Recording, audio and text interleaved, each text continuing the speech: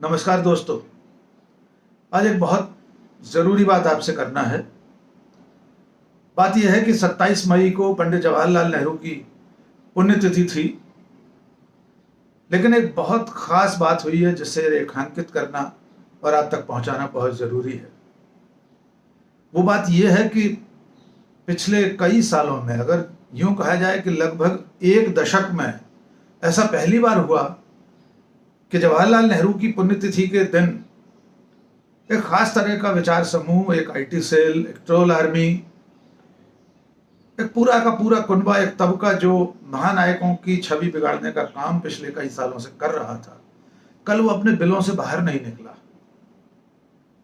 अगर आपने नोट किया हो तो देखा होगा कि सोशल मीडिया के जितने औजार हैं, जितने प्लेटफॉर्म हैं, उन पर कहीं भी नेहरू के खिलाफ कोई ऐसा ट्रेंड नहीं हुआ जो अब तक हमेशा होता आया।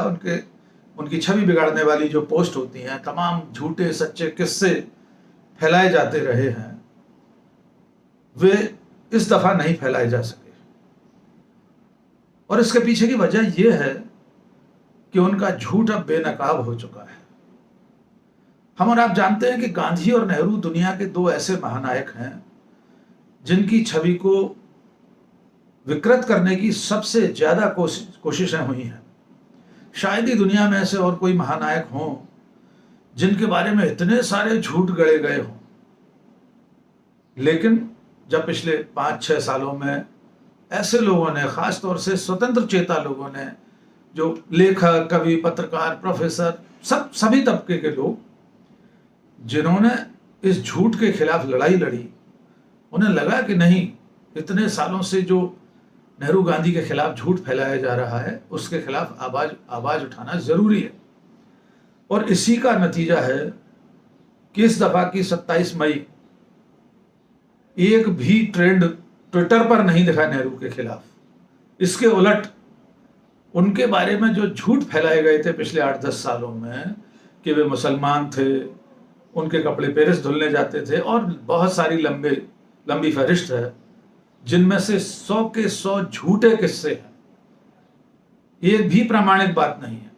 और खासतौर से नेहरू और गांधी ऐसे लोग हैं जिनके जीवन के एक एक दिन का प्रमाण किताबों में लिखा हुआ है, दस्तावेजों में है, हर चीज के प्रामाणिक तथ्य उपस्थित हैं।